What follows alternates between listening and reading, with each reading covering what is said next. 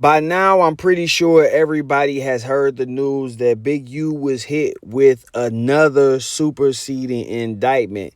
This one includes some allegations that we've all heard on the internet before, and I don't want to give too much focus on those allegations and how we heard them before, but I had to point that out. And if you know, you know. But what I do want to do is, on a serious note, I want to take the time out to point out to you all why I believe they came with these charges right now in this moment, what I think it means for the case, and also, just give y'all my perspective on the tactics that I think they are using to bring publicity to this case. Now, if you watched me live on Instagram earlier, you probably heard some of this, but if not, y'all know I gotta run it back and break it down for y'all the right way.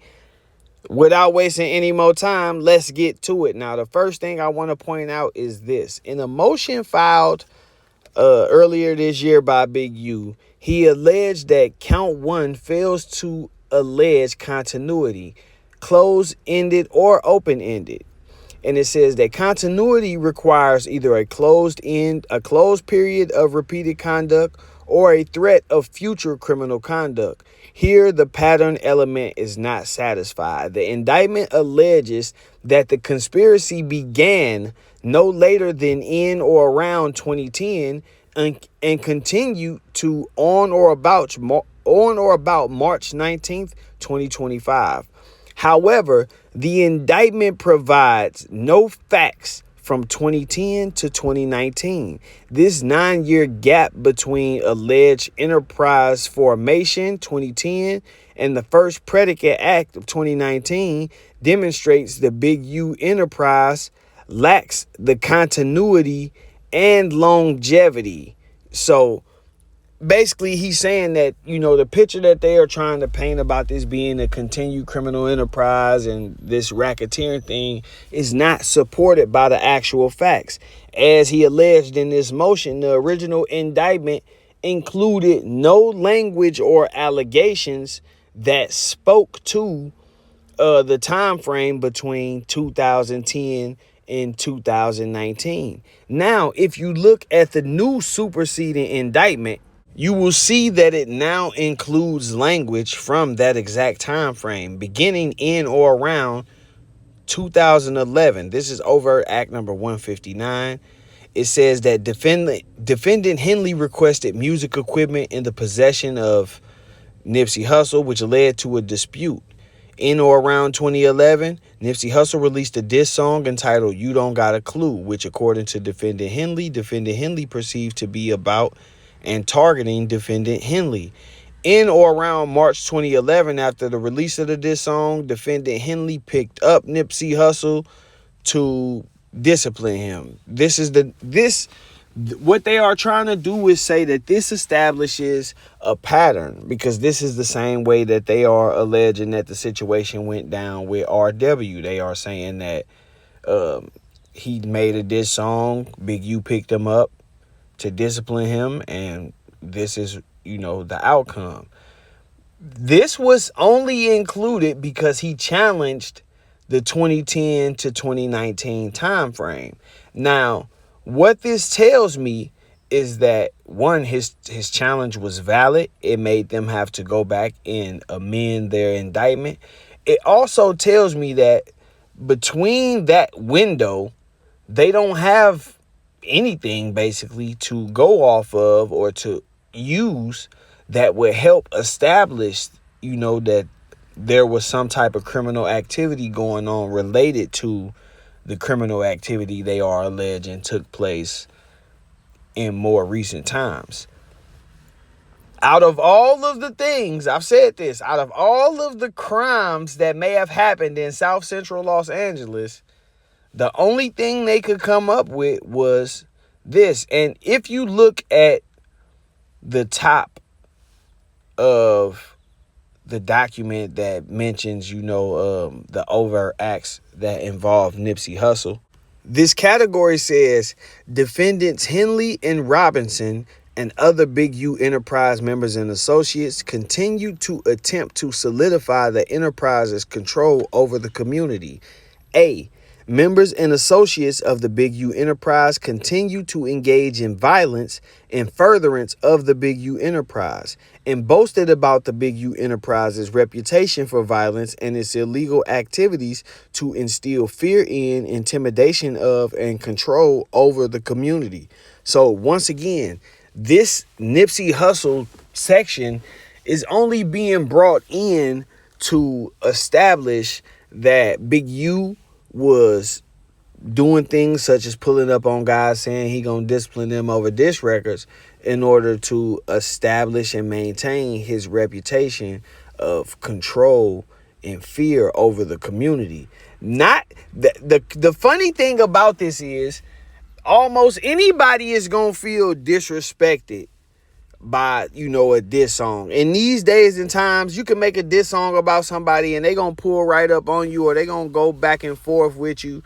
And if they get on the internet and argue with you or whatever, you could literally argue that that's being done in furtherance of their reputation and to maintain fear and control over whatever it is. You see what I'm saying? So you can't look at this stuff at face value and say that because they say what the intent is, that that's what it is. They believe his intent was that.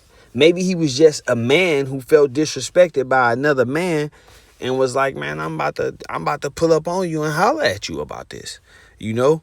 And I want to point out that contrary to their argument, you know, because this argument is being presented, as I said, to show that there's a pattern and that this same situation happened with RW, which ultimately led to RW's death. They mentioned Nipsey Hussle's death and they say it happened later on as if it was a part of, like it was some plan to kill him eventually. But I want to point out to y'all that just a few years after this, in 2016, so 5 years after this, in 2016, Big U, Nipsey, Bear Claw, all together at the Donald Trump video, you know, and this contradicts the government's whole argument, because what this does is, rather than show that Big U is the type of guy that wants to kill you because you dissed him in a song, it shows that he's the type of guy that you could diss in a song and y'all could have a disagreement and it might get heated, but he's still willing to forgive and come together, you know, and show love. And this says a lot about Nip's angle too, because I say this over and over. I don't believe that Nip is the type of guy who would have had Big U around, who would have wanted him around, knowing that the situations that happened prior had occurred, and still felt that he felt some type of way. Even if Nip didn't feel a way, if he thought Big U felt a way, you know. So for people to believe that Nip was extorted into having Big U around for stuff like this, or for people to, you know, believe that Nip just was this naive dude that, oh, he really trusted Big U and never thought that it would happen type shit. Like, dude was a street nigga. He was a seasoned street nigga at that. He wasn't no young street nigga. Dude had been around and survived through a lot of shit, you know. And when you look at some of the accusations that people put on Big U, and then you look at the character that people know that Nipsey possessed and the type of dude that he was, the two don't go together. You know, like, the two don't go together at all. You got these stories and narratives on the internet about Big U being involved in certain situations that involve people close to Nipsey, and then you see Nipsey with him after that, such as for the actual launching of Victory Lap. Y'all remember that? They was together. Remember this? Oh, wait, no, I don't want to bang on that shit. Yeah, man, top of the top. You see what we doing? I ain't left yet. You know what I mean? And I'm eating breakfast. My shirt drunk. Yeah, all that. I've been working. Fuck it. I ain't shaved. Everything, man. Victory Lap coming soon. He wasn't going to shave anyway. I wasn't, but I was going to change my shirt, though. I'm going to. You know what I'm saying? But I'm working. Fuck it. We will let y'all hear some music, but you got to wait to pay for it. It's coming. Ain't no free shit, no more. It's coming. And you ain't downloading it, we're going to put a tag. If you steal the music, we fucking you up. coming to your house Yeah, and nigga, whooping we that going to the ass. car wash when you got your tent set up, nigga. We gonna beat your ass, nigga. Any bootlegging. That's real music. You've been given enough free music. Ass whooping for free music if it's stolen. Buy the album, cause I gave y'all free mixtape. You bootleg the. Now, I left the part on there where Nip like, I don't want to bang on your shit. I left that on purpose, right? Because what it does is it shows that even the people around Big U, close around him, as close as Nipsey Hussle, knew that he was not trying to project the gang image, I'm a gang leader image. So contrary to what they saying in this indictment, or he went on these platforms and he bragged about his gang reputation to further his reputation and image, you see the people, he like, man, I don't want to bang. They knew that he wasn't trying to push that, and this again contradicts. So as much as I dislike the fact that they keep bringing Nipsey into this, like, man, let him rest, let his brand move in the direction that it's moving in. I feel like they exploiting his name for their cause. That they want to push the narrative that Big U had beef with Nipsey, ongoing beef, active beef, and not just a disagreement between two friends, but active beef. They want to push that narrative so people will feel like, all right, we got to pick between Big U and Nipsey because they know he's loved in California. Nipsey is loved in California. Chances are whoever on that jury going to be from California. They probably heard of Nipsey. And if they can come into this thinking that this is the guy, this is the enemy, you know what I'm saying? Then this is a wild tactic, but this to me is a poison in the jury pool tactic. There's no other reason for them to continuously bring Nip's name up in this situation when it was obvious that those two guys had settled whatever differences they had and were about moving forward, pushing the brand forward. Big U ain't in the background saying, yeah, I get a percentage of whatever he gets, so y'all better, he helped. Hey, look, y'all better buy bro music, man. Ain't no more bootlegging. Now the other shit, it's a little joking in the matter when they talking about kicking ass. Y'all know what it is, but the point is buy Nip's music, support Nip. That he don't have no reason to say he was sitting around that dude doing all of that just to eventually plot his death is crazy. I know the world, a lot of shiesty shit happened, but I'm pretty sure plenty of opportunities arose between the time he felt the way and the time that situation happened. I don't think Black Sam would have allowed Big U to walk around it because Big U was still in that area all the way till 2025. And I was talking to somebody and they said, if they think that Big U may have been working with law enforcement, then why not, they wouldn't make a move. I don't believe that. I don't think Sam give a damn. I don't think Sam care if you a snitch or none of that shit. If he had an idea that Big U was involved with Nip in any kind of way, I believe he would have made a move. That's just my belief. It's crazy to me how people give these guys so much respect and then turn around and accuse them of doing really cowardly shit. You know what I'm saying? Like, for people to say, yeah, Big U was in on it and Black Sam knew, then you basically saying Sam is a coward because he knew what happened to his brother and he just let the nigga walk around and went on interviews and talked about what he would do. You know what I'm saying? And that ain't my take on that at all. I really don't think, because I think if he really thought that, he would do something. That's what I think. So whether he dislikes Big U or not, that's another thing. Whether he want to be around him or not, that's another thing. But as far as the connection to the actual situation, I don't believe that. I don't believe that Sam believed that. I don't believe that Nip and Big U had a beef at the time of Nip's passing, because I don't think that Nip would have been having Big U around or any of that type of shit. And that's all I can really say about that. Moving forward, though, let's talk about this next situation in the airport. because this is in 2014 now. Again, they trying to fill that gap from 2010 to 2019. And they don't want the instances to be too far apart, because then you can say, well, these are just isolated incidents that they trying to tie into a conspiracy. So they had to come with something that was pretty close to the start date in the original overt act of 2011. So they come with 2014 now. Like I said in the beginning of this video, to my knowledge, there is only one origin to this story. I never heard of this situation or this incident until I heard that guy going on all of these platforms talking about it and claiming that he was involved in it. With that being said, a lot of people are questioning how he openly admitted his involvement the same way Loose Cannon did in the No Jumper interview, but he didn't get picked up like Loose Cannon did from the No Jumper interview.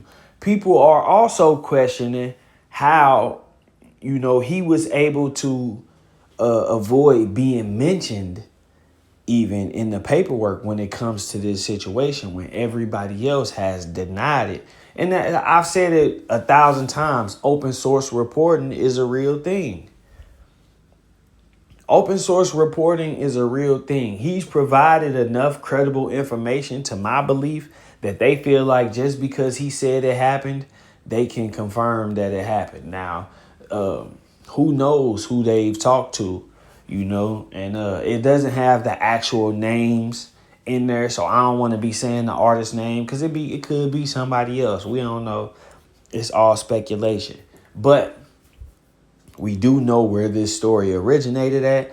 And again, this to me is only brought up because they trying to fill in that time frame that he challenged them on a couple of months ago. This is the same office that's handling the Lil Durk case. So I'm seeing a lot of the same tactics that they used in the Lil Durk case. They messing up on the indictment. They going back, they filing a superseding to make their amendments and fix the parts that they messed up at, as opposed to allowing him to win a motion that could possibly get this whole section taken out of the indictment.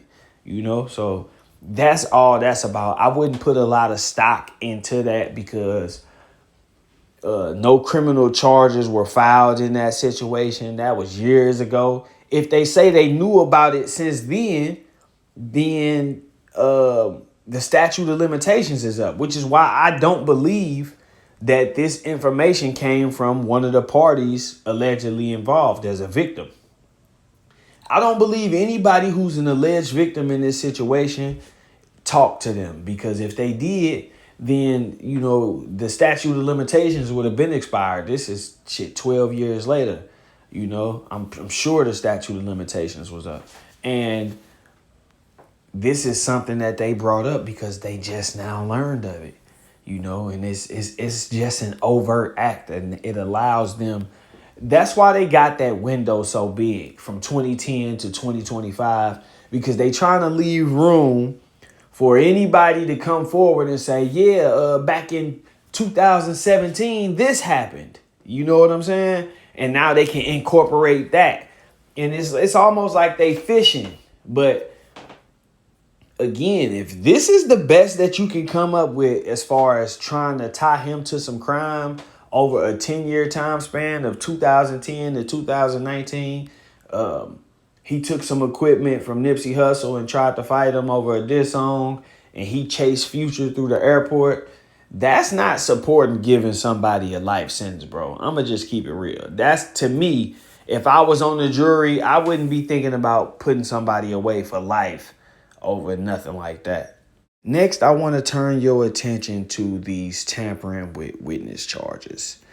The grand jury realleges paragraphs 1 through 63 of the second super indictment here, and they say that on or about the following dates, which we know now is June 10th. And I'm going to get to that, why that's funny to me too. But Big U allegedly, with the intent that the following persons engage in conduct constituting a felony that has an element, the use, attempted use, and threatened use of physical force against the person of another in violation of the laws of the United States and under circumstances strongly corroborative of that intent, solicited, commanded, induced, and endeavored to persuade the following persons to engage in such conduct, that is, tampering with a witness, victim, or an informant, namely victim 1, in violation of Title 18 U.S. Code 1512.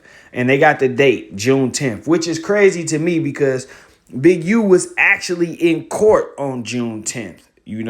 So it's funny how they saying the same day that he had court for these hearings that he allegedly communicated with these guys that he wanted harm done to victim 1. Now, there's also allegations that the person who brought this information forward was housed with victim 1 prior to telling them about these allegations, which points to a possible scheme of, hey, I'm going to tell them that he contacted me about threatening you. It's kind of weird that this dude goes from over in the pod with victim 1 to over in the pod with Big U. That's not a coincidence to me. It's not a coincidence to me that this dude pops up saying that Big U has allegedly approached him about harming victim 1, which is strange to me because if you see the guy, he's actually small. You know what I'm saying? And it's like, why would I? There's so many factors of why this wouldn't work. I'm going to just put it like that. I ain't going to list everything, but there's a lot of things that point to this not actually working. So it's not even a risk worth taking. But funny to me that this dude was actually housed with victim 1 first. And I think that that's something that's easy to corroborate. So, the government could say that easily, like, yeah, well, he was over there. If he just threw that out there as, something that he was trying to use to make it sound spicy, then they could easily confirm that. So I don't think that part is a lie. But I do think the part about him approaching him about harming him or something, I think that's a lie. It's not a coincidence that this shit was allegedly done the same day that he had court on some really big hearings. It's all part of the scheme. And these jailhouse informant dudes, they will do anything, Yeah. Also, if you look at the guy, this dude right here, Shannon Hilt, he's actually incarcerated right now. He was locked up by ICE, I think in Riverside, California, for trafficking two juveniles. So his criminal history, his crimes that he's facing right now are very similar to the crimes of victim 1. We know right now victim 1 has a history of sex trafficking minors. He also has a history. He also has pending charges right now that are related to some things of that sort. And so that explains why they may have been housed together, but it also explains them, sticking together. Hey, man, look, I'll tell you this about my case and you go say this. And, that type of stuff happens in prison all the time. I don't want to get too deep into it because I don't want them saying that I'm doing something I shouldn't be doing. But the guy who is alleging that he approached him about, out of all people, bro, why would I come to you? You not in here for no, and he knows his name because he can see these dudes got IDs and shit. So I know I could easily have my people look you up. I know you're not in here for nothing spectacular. Why the hell would I approach somebody who's in here for trafficking little girls about doing a hit on a victim? Makes no sense. But I just really wanted to, elaborate on that. How much credibility you want to give these claims, it's up to you. But it's coming from a guy who's literally in jail for trafficking minors. And the person who he's claiming that they are trying to target is also somebody who was in the business of trafficking minors. So these dudes don't have much credibility at all in my book. Do with that what you will. With that said, though, I'm going to wrap this one up, man. I ain't going to keep y'all too long. I just really wanted to give y'all my perception of what these charges meant and what they are about. And, the little bit of info that I had that I could give y'all without, doing too much. With that said, I'm going to wrap this one up. Hit that hype button before you get up out of here. Hit that like button before you get up out of here, man. Like, comment, subscribe, all of that YouTube stuff. I appreciate y'all tuning in. Y'all see what's going on. I'm out.